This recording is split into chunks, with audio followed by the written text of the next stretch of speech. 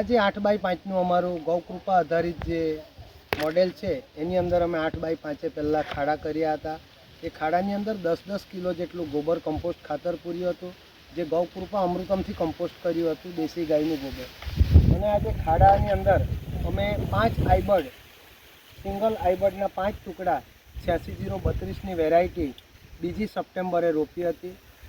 અત્યારે આપ જોઈ શકો છો, આ અમારું પાડા જે અત્યારે કરવાનું વરસાદ પહેલાંની કામગીરી ચાલી રહી છે। અને આ જે ભેજ ધારણ શક્તિથી માંડીને આ માટીનું એકદમ મુલાયમપણું આપ જોઈ શકો છો। જ્યારે અમે આનું પહેલીવાર આ જે લેન્ડ એનાલિસિસ કરાવ્યું હતું, જમીનનું પૃથ્થકરણ, ત્યારે આ જે ઓર્ગેનિક કાર્બન 0.18થી પણ ખૂબ નીચો હતો અને અત્યારે આ ઓર્ગેનિક કાર્બન સારો એવો અત્યારે ઉપર આવી રહ્યો છે। ટૂંક સમયમાં અમે લેબ કરાવીને એના આંકડા પણ આપણી આગળ રજૂ કરીશું। મતલબમાં દેશી ગાયની છાશ, દેશી ગોળ અને દેશી ગાયનું ગોબર એ શું તાકાત અજમાવે એ આપ રૂબરૂપ આ વિડીયોના માધ્યમથી જોઈ શકો છો।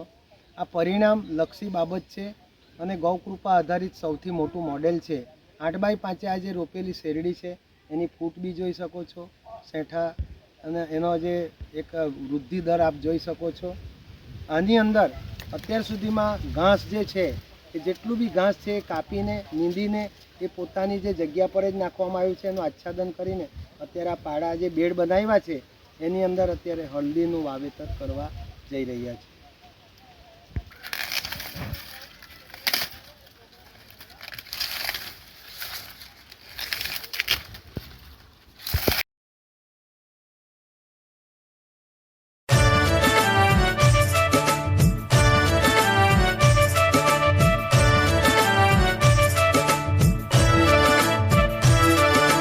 जिस माटी में बसता मेरा प्राण है, उस माटी के हम तो एक किसान हैं। जिस माटी में बसता मेरा प्राण है, उस माटी के हम तो एक किसान हैं।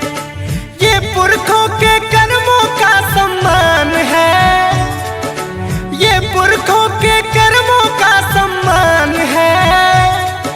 किसान है हम रे किसान है, जिस माटी में बसता मेरा प्राण है, उस माटी के हम तो एक किसान हैं।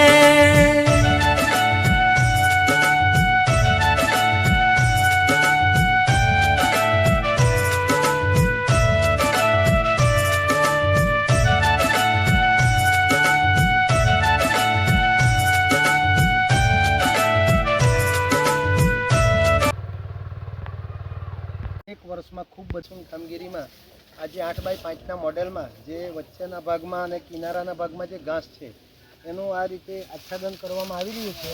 અને આચ્છાદન કરીને આ વચ્ચેની ભાગ છે એની અંદર હળદીનું ખૂબ તે પહેલાં અત્યારે આ શેરડીઓને બાંધવામાં આવી રહી છે। તેરા તુજકો અર્પણ, આ જે આટલું કામ કર્યા પછી આ માટીનો પોરસ કેવો બને એ આપને અત્યારે બતાવીશું, આપ જોઈ શકો।